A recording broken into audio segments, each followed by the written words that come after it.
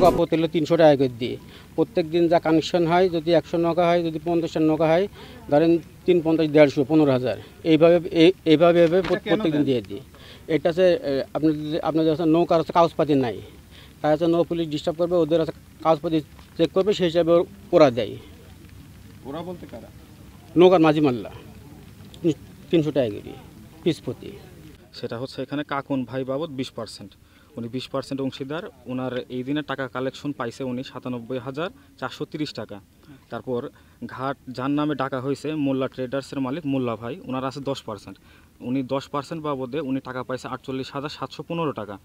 ওনার পরে আছে হচ্ছে রফিক ভাই, যিনি হচ্ছে ঈশ্বরদী RRP ফিড মিলের মালিক, ওনার আছে হচ্ছে 20%, উনি 20%-এর টাকা পায় হচ্ছে 97,430 টাকা। ওনার পরে আছে হচ্ছে মিলন ভাই 15%, যিনি হচ্ছে ঈশ্বরদী আওয়ামী লীগের কুখ্যাত সন্ত্রাসী, যার হচ্ছে টাকা আসে 73,072 টাকা।